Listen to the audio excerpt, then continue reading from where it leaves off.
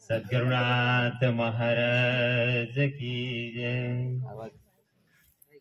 गुरुर् ब्रह्मा गुरुर्विष्णु गुरुर्देवो महेश्वरा गुरु साक्षात् परब्रह्म तस्मै श्री गुरुवे नमः। सद्गुरुनाथ महाराज की जय। परम पूज्य गुरुदेव वंदनीय राष्ट्रसंत श्री तुकडोजी महाराज, माऊली ज्ञानेश्वर महाराज, वंदनीय ब्रह्मलीन सद्गुरु श्री बाजीराव महाराज, जगद्गुरु संत तुकाराम महाराज, हिंदवी स्वराज्याचे जनक छत्रपती शिवाजी महाराज, अहिल्याबाई होळकर, भगवान येशू ख्रिस्त, गौतम बुद्ध या सर्व साधू संतांच्या चरणावरती वंदन करून आणि तसेच आज पारडी या गावातील सप्त्याचा 6वा दिवस, त्या अनुषंगाने आज माझ्याकडे सेवा आलेली आहे। तरी प्रार्थनेनिमित्त उपस्थित माता पिता बालगोपाल आणि समस्त पारडी ग्रामवासी, तसेच व्यासपीठावर विराजमान सर्वत्र माझे ज्येष्ठ गुरुबंधू, आदरणीय पितृतुल्य असे श्रीधर काकाजी, यांना सुद्धा वंदन करतो आणि माझ्या अल्पशा सेवेला मी सुरुवात करतो। मित्र,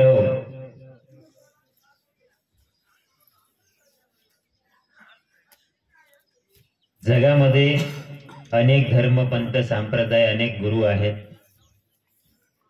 थोडं शार्प आवाज। तर या सर्वांमध्ये हे सर्व काही वाईट नाही मित्र। मनुष्य जीवनामध्ये आलेल्या जीवाला बोध करण्यासाठीच सर्व साधू संत, धर्म ग्रंथ, अनेक परंपरा हा मानव जातीच्या कल्याणासाठीच आहे।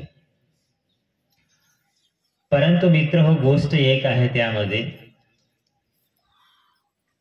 ज्याप्रमाणे आपण बाजारामध्ये जातो आणि टमाटे काय रेट म्हणून विचारल्यानंतर आता 10-20 रुपये किलो टमाटे आहे, आम्ही खात सुद्धा नाही।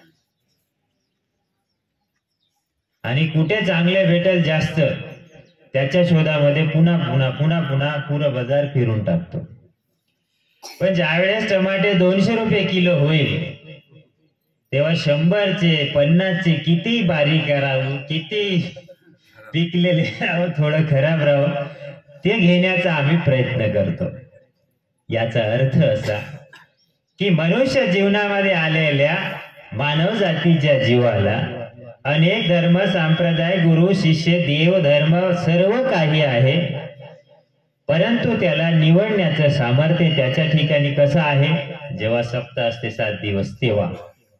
म्हणजे आता 200 रुपये किलो टमाटे आहे आणि ज्यावेळेस सप्ताह संपला 10 रुपये किलो टमाटे आहे, मग कोण पाहिजे, कोण आले, आम्ही जातो आमच्या गावाला।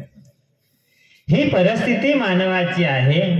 म्हणून त्यासाठी संत पुरुषांनी, महापुरुषांनी, समाजातील असलेल्या सर्व साधू संतांनी, आम्ही आणि तुम्ही प्रत्येकाने जीवन सुखरूप होण्यासाठी भक्त मार्ग पकडला, भक्तीचा मार्ग धरला। या भक्तीच्या मार्गामध्ये मित्र हो, भक्तीच्या मार्गामध्ये सुद्धा सुख नाही। वंदनीय राष्ट्रसंत म्हणतात कि भक्ति भक्ति क्या करते हो, भक्ति में भी धोखा है, बिना आचरण पावे सारी भक्ति खोका है। आचरण जर नसेल तर नाकाच्या शेंडीपासून पायाच्या तळपायापर्यंत बोटू लावले, माळा घातले, गड्यामध्ये काही केले तरी ती भक्ती होणार नाही बाबाजी। मग भक्तीसाठी महाराज म्हणतात की बिना आचरण भक्ती सारी खोका है। जर आचरण नसेल मनुष्याचं तर त्याच्या भक्तीला काही अर्थ नाही। मग शास्त्रामध्ये या भक्तीचे 9 प्रकार सांगितलेले आहे। लक्ष देऊ नाही का? शास्त्रामध्ये या भक्तीचे 9 प्रकार सांगलेले आहे। शंकर कोणते?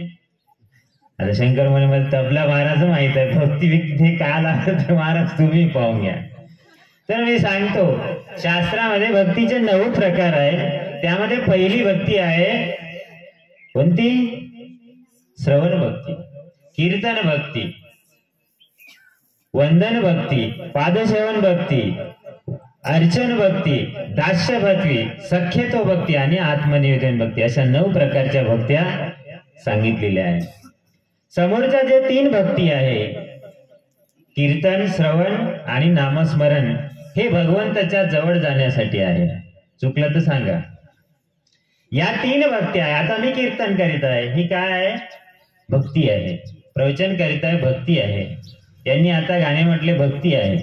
तुम्ही ऐकत आहे, ही भक्ती आहे. आणि हे ऐकल्यानंतर याचं स्मरण करणे म्हणजे नामस्मरण भक्ती, ही सुद्धा एक प्रकारची भक्ती आहे. परंतु या भक्तीने परमार्थ होतो की नाही हे मलाही माहित नाही, तुम्हालाही माहित नाही. परमार्थ होईल, पण केव्हा होईल? याचा समोरच्या भक्तीत जर रूपांतर होईल तर परमार्थ होईल, नाहीतर फक्त 3 भक्तीच होईल. त्याच्यानंतरचे पादसेवन भक्ती, वंदन आणि अर्चन भक्ती, म्हणजे एखाद्या गुरुची पादुका आहे त्यांची पूजन करणे म्हणजे पादसेवन भक्ती. एखाद्या गुरुचं नामस्मरण करणे, त्यांचं वंदन करणे म्हणजे वंदन भक्ती. पूजन करणे म्हणजे अर्चन भक्ती. या 3 भक्ती आहे. आता पूजा करायचं आम्हाला काही सांगायला लागते का? पूजा करायचं आम्हाला काही सांगायला लागत नाही. ही आम्ही पूजा करतो. 10 रुपयाचा नारळ देतो आणि 20 रुपयाचं त्याच्या बदल्यात मागतो आम्ही, नाही? ही भक्ती आहे आमची. याच्यानंतर दास्यत्व भक्ती आहे, सख्य भक्ती आहे आणि आत्मनिवेदन भक्ती आहे. या 3 भक्तीमधून सर्व साधू संत गेले आणि आपणही जात आहोत या 9 भक्तीमधून. हनुमंतरायाने दास्यत्व भक्ती केली, तो रामाचा काय झाला? दास झाला. सद्गुरु तुकडोजी महाराजांनी दास्य भक्ती केली, म्हणता तुकड्या दास. काय? तुकड्या दास, दास कबीर दास, सूरदास. दास्यत्व भक्ती केली. सख्यत्व, देव आणि भक्त एक झाले पाहिजे, त्याला सख्यत्व भक्ती म्हणतात. तुकाराम महाराज, देव पावयासी गेलो आणि देवची होऊनी ठेलो. देव झालो मी, देव पाहण्या, सख्यत्व भक्ती झाली, एक रूप झालं त्यांच्यात. दुधात लोणी आहे, लोण्यात ताक आहे, ताकात दही आहे, हे सर्व माहीत आहे. दुधात काय म्हणतात, ऊसामध्ये साखर आहे, हे तुम्हाला माहित आहे, आम्हाला माहित आहे. पण प्रत्यक्षात ऊस म्हणून साखर जर म्हणाल तर चुकीचं होईल. ऊसात साखर आहे म्हणून जर ऊसाचे फोडं फोडं करून जर टाकाल ना, चहा बनवाल तर चहा होईल का? होत नाही मित्र, त्याची प्रतिक्रिया आहे. त्याप्रमाणे हे दास्यत्व सख्यत्व भक्ती आहे आणि त्याच्यानंतर जे निर्माण होते ती आत्मनिवेदन भक्ती, आणि ही सर्वात श्रेष्ठ भक्ती आहे. ही भक्ती सद्गुरु बाजीराव महाराजांनी केली, आपणा जवळ आणून दिली. परंतु आम्ही त्या भक्तीचं अंतकरणात रुजवीकरण भिजवलं पाहिजे, त्यांचं बीज अंतकरणात पेरलं पाहिजे, उगवलं पाहिजे. परंतु वंदनीय महाराज म्हणतात, बीज न जाते बोय खडक पर, मेरा मै जानू. सांग ना, बरोबर आहे? बीज काही जमीन सुपीक असेल त्याच जमिनीच्या यामध्ये बीज उगवल्या जाते, खडकावर बीज उगवल्या जात नाही. त्याप्रमाणे मित्र हो, मनुष्याचं जीवन हे निरर्थक असलं नसलं पाहिजे, आर्थिक असलं पाहिजे, शुद्ध चारित्र्यशील असलं पाहिजे, त्याची भक्ती चारित्र्यशील असली पाहिजे. तेव्हा त्याच्या मन अंतकरणामध्ये जीवनामध्ये भक्ती रममान होते, नाही तर नुसती भक्तीचे सोंग होते मित्र हो. समाजामध्ये जे भक्तीचा प्रकार आहे तो भक्तीचा प्रकार अत्यंत देवाकडेच नेईल याची काही शाश्वती नाही. कारण भक्तीच्या मार्गामध्ये सुद्धा पाखंड निर्माण झालेला आहे. महाराज म्हणतात की भक्ती अशी करा, मनोनी संतांच्या उणे खुने, न पावे कोणी बहिरंगाने, त्यास पाहिजे सहवास करणे अथवा ओळखण कार्यावरुणी. राष्ट्रसंत ग्रामगीतेमध्ये म्हणतात, आता वाचली ती ओवी, एखाद्या संताला तुम्ही शरण जाता तर त्याच्या बहिरंगावरून नको, तो दाढीवाला आहे, टोपी लावलेली आहे, भगवे कपडे घातलेले आहे म्हणून नका, माळा घातलेले आहे म्हणून नका, एखाद्यानं पांढरे कपडे घातले आहे म्हणून नका, त्यास पाहिजे सहवास करणे, त्यांच्या सोबत रममान होणे अथवा त्यांच्या कार्यावरून ओळख करणे, याला संत म्हणतात मित्र हो. सद्गुरु बाजीराव महाराजांच्या सानिध्यात आम्ही राहिलो म्हणून त्यांनी सांगितलेला शब्द, एखाद्या वडिलांनी सांगितलेला शब्द आम्ही पाडत नाही, पण सद्गुरु बाजीराव महाराजांनी सांगितलेला शब्द पाडतो. याचा अर्थ आहे त्यांच्या सोबत सहवास केला. येणारी पिढी भविष्यामध्ये आज प्रत्येक गावोगावी महाराजांचं मंदिर आहे, त्या मंदिरामध्ये रममान होईल येणारी पिढी. आज 100 लोक आहे, उद्या 500 लोक होईल. याचं कारण काय? अथवा पाहणे कार्यावरून त्यांचे कार्य दिसत आहे लोकांना. ही भक्ती आहे. परंतु आमची समाजातील भक्ती कशी आहे? एक छोटस उदाहरण सांगतो तुम्हाला. मला 15 मिनिट वेळ दिला, त्यांनाही माहित आहे 30 मिनिटात जातो. आमची भक्ती कशी आहे? 4 गंजाडी होते आणि त्यांनी ठरवलं की बाबा आपण देवदर्शनाला जाऊ, देवदर्शनाला आपण जाऊ. बर ठीक आहे, 4 जणांनी मत केलं. आता गावामध्ये एक माणूस म्हणला मोजरीला जाऊ, तर दुसरा म्हणते, तिसरा म्हणते. गाडी होते, 100 लोक होते. पंढरपूरला कुठे आमची तशी तयारी होते. त्याप्रमाणे ते एखाद्या मित्राने म्हटलं, 4 मित्र तयार झाले आणि त्यांनी देवदर्शनाला जायचा विचार केला. निघाले देवदर्शनाला. एक म्हणे बाबा देवदर्शनाला आपण चाललो, पण जाता जाता थकून जातो रे, पैदल जायचं आहे आपल्याला, कारण वारी कशी करायची आहे? पैदल करायची आहे. थकून जातो आपण, मग सोबत काही घ्याणार आहे? आता ते पूर्वीचेच गंजाडी होते, सिलीम. मग त्यांनी एकाने सांगितलं, माझ्याकडे सर्व व्यवस्था आहे म्हणे, तुम्ही काही त्याची काळजी करायची नाही. घेतले सोबत. थोड्या दूर चालत गेले, 1 किलोमीटर 2 किलोमीटर 3-4 किलोमीटर गेल्यानंतर त्याच्यातलं एक म्हणते, बाबा आता थकून गेलो, आता एकदम होऊ दे ना म्हणते. नाही, एकदम होऊ दे म्हणते. बसले 4 जण, काढला गांजा आणि त्याला कामात चुरायला लागले. नाही, चुरायला लागले. तुम्ही म्हणाल महाराजाले कसं माहित आहे, महाराज चुरून पाहिले का? तसं नाही. समाजाच्या त्रिकोणी ज्ञानाचा विचार कधी कधी करावा लागतो, तेव्हा ते विचार प्रगट होतात. संतांनी जे वर्णन केलं, ज्ञानेश्वर महाराजांनी संसार केला नाही, पण संसारातलं किती दुःख आहे त्यांनी वर्णन केलं, कारण समाजाचं चित्र पाहिलं. मग त्यांनी गांजा काढला, मळला आणि त्या चिलीमध्ये भरला. आणि बाबू म्हणे, आपण ज्या महादेवाला जात आहोत त्याला आव्हान केलं पाहिजे. आपण असे भले बहादर लोक आहे, देवाला सुद्धा चिलीमसाठी आव्हान करते. नाही, काही समाजामध्ये पूजा होते घरीदारी, आणि त्यांचा देव कोंबड्या बकऱ्याचा राहते. मग बकऱ्या दिल्यानंतर नैवेद्य ठेवल्यानंतर 1 पोवा दारू ठेवते. आमच्या आंध्रात ठेवते का तुमच्याकडे ठेवते का नाही माहित नाही. आता ज्या देवाले कानही नाही, नाकाही नाही, हातही नाही, तोंडही नाही, पाय नाही, तर 1 पोवा दारू का करेल? सर्वजण गेल्यावर ह्यात दाबून देते. तर त्यांनी मग तो गांजा मोडला, चिलीम मध्ये भरला आणि शंकराला आवाहन केलं, बम बोले कैलास टेकडीवाले, आजा चिलीम लगाने. नाही, चिलीम भरा आहे ताजा, आजा एक दम लगाने आजा. त्यांनी दम मारले 4 जणांनी. आता ठेवून द्या म्हणे. समोर चालायला लागले. पुन्हा थोडे दूर गेले, पुन्हा चिलीम मारले, ठकून गेले. आता किती दिवस जाणार? आणि मग थोडे दूर गेल्यानंतर एक नदी आली.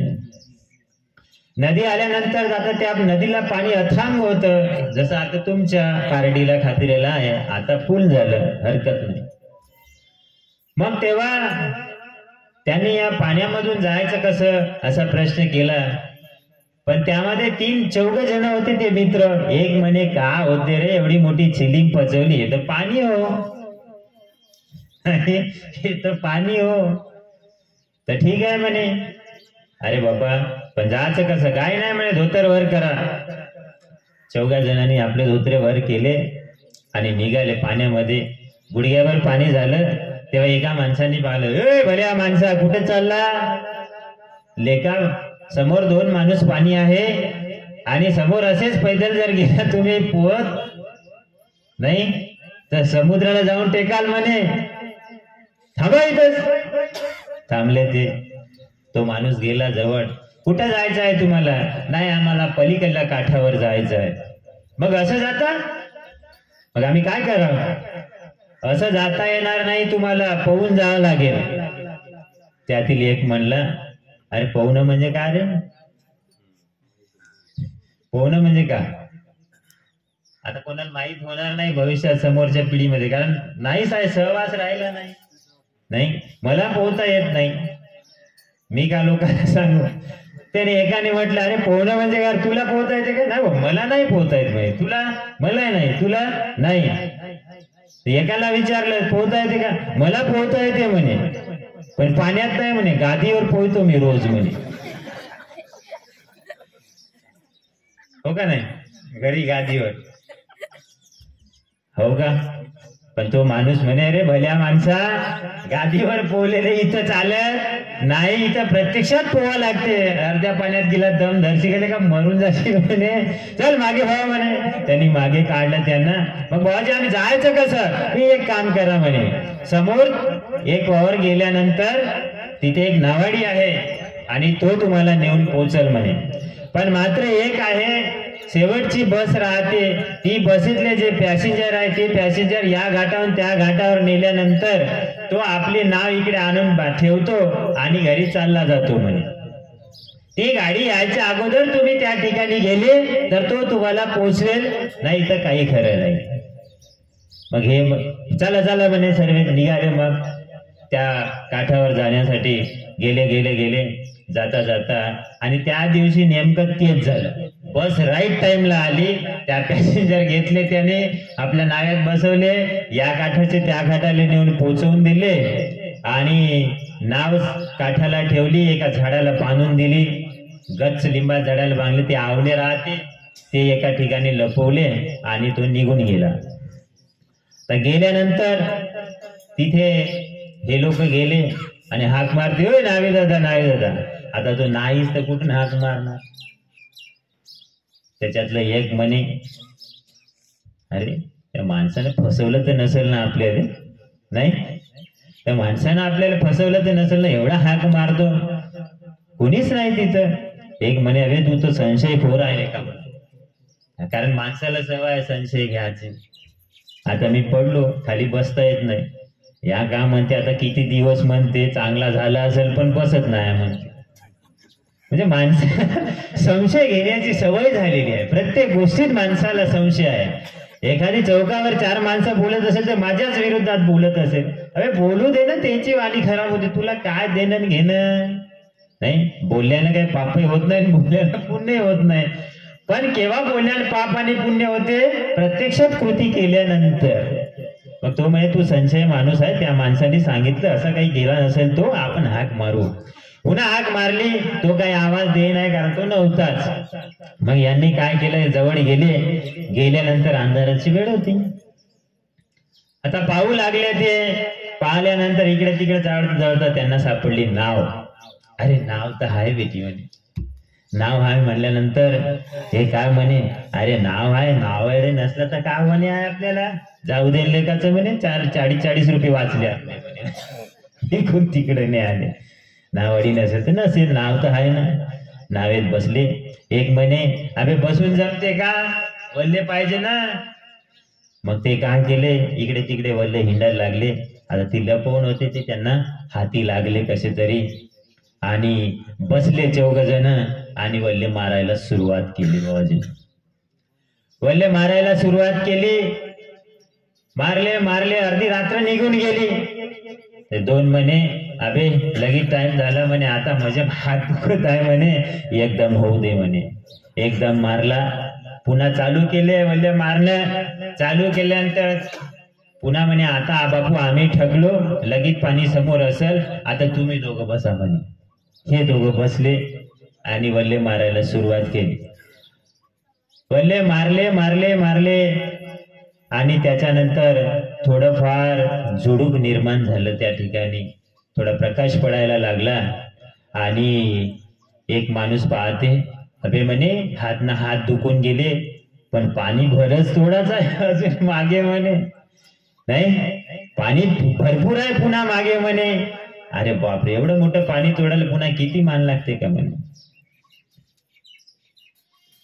आणि त्या मग दोघ जण होते. आबे म्हणे चांगलं डोकावून पाहावे म्हणे.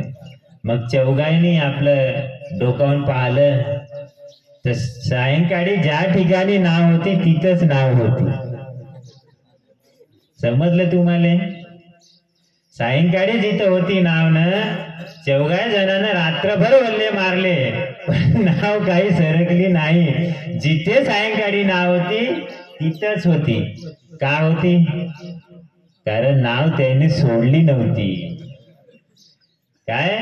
त्या नावाड्यानं सायंकाळी आल्यानंतर पॅसेंजर उतरवल्यानंतर नाव आपले लिंबाच्या झाडाला घट्ट बांधली, लपवून ठेवले ते वल्ले, आणि तो घरी निघून गेला.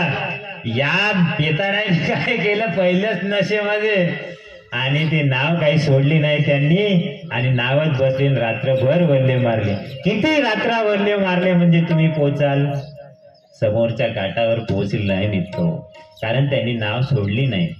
याचा अर्थ असा की भक्तिरूपी नावेत आम्ही बसलो, संसार रूपी झाडाला लिंबाच्या प्रेमरूपी दोर बांधलेला आहे, परंतु समाधान रूपी काठ आम्हाला कधीही आजपर्यंत सापडला नाही. याचं कारण भक्तिरूपी नावेत बसलो, पण संसार रूपी झाडाची प्रेमरूपी दोर कधी सोडला नाही मित्र. म्हणून आमच्या जीवनामध्ये कितीही नावेत बसून आम्ही रात्रंदिवसा वल्ले मारले तरी कधी परमार्थ साध्य झाला नाही. आम्ही वल्ले मारायला सुरुवात केली नाही, नावेत बसलो, गुरु केला. पहिलं वल्ले मारलं, दारू सोडले. दुसरं वल्ले मारलं, बिडी सोडली. तिसरं वल्ले मारलं, झगडे सोडले. चौथं वल्ले मारलं, कोंबडं बकरं सोडलं. नाही, पाचवं वल्ले मारले, गावोगावी सप्त्याला जात आहोत. पण प्रपंच तसाच आहे आणि परमार्थात लढच आहे मित्र. म्हणून एक नाही धड, प्रपंच परमार्थ दोन्हीचाही अर्थ वाया गेला, असं वाया जाऊ देऊ नका. म्हणून मित्र, हीच थोर भक्ती आवडतो देवा, संकल्पावी माया संसाराची. तुकाराम महाराज म्हणतात, ठेविले अनंत तैसेची राहावे, चित्त असू द्यावे समाधान. म्हणून हीच भक्ती करा की जी भक्ती देवाला आवडतील, समाजाला आवडतील, साधू संतांना आवडतील, कुटुंबांना आवडतील, ती भक्ती करा मित्र. परंतु आमची भक्ती कशी आहे? हा, शेंदूर लावणे, कापूर लावणे, आरत्या करणे, उदबत्त्या करणे, परंतु ज्या देवाने जो मार्ग सांगितला त्या मार्गाला मात्र विसरून जाणे.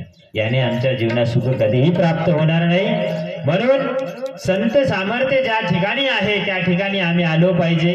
सप्त्यासारख्या ठिकाणी आम्ही भाग घेतला पाहिजे मित्र हो. समाजामध्ये असे एकच ठिकाण आहे ज्या ठिकाणी मनुष्य बनवण्याचा कारखाना आहे, तो म्हणजे सप्ताह, सत्संग. नाहीतर कुठेही तुम्हाला माणुसकी जीवनाचं सार्थक घडणारं असं ठिकाण नाही. म्हणून अधिक समाजाने सप्त्यामध्ये भाग घेतला पाहिजे. अन्नदानामध्ये, श्रमामध्ये, भक्तीमध्ये भाग घेतला पाहिजे. परंतु शोकांतिका अशी आहे मित्र, गावोगावी सप्ते होत आहे, पण उलटे लोक कमी होत आहे, वाढत नाही आहे, नवयुग येत नाही आहे. याचं कारण काय असेल की आम्ही भक्ती अंतरंगात रुजवली नाही मित्र. काय करता? कमाई करून दान करण्यात तरी हात द्या, नाही समाजाच्या सत्याच्या पंक्ती द्या. याने समाजात तुमचं पुण्य घडेल, समाजात तुमचं नाव होईल. ज्या साधू संतांनी मार्ग सांगितला, ज्या साधू संतांचे आम्ही पूजन करतो, त्या साधू संतांनी सुद्धा सेवा केली मित्र. जगात जेवढे थोर पुरुष झाले ते सर्व सेवेनेच गौरव पावले. सेवा सोडताची राक्षस ठरले, मारले गेले देवा करवी. ज्या ज्या लोकांनी देववृत्ती सोडून राक्षस वृत्ती धारण केली त्या लोकांचा संहार देवानी केला.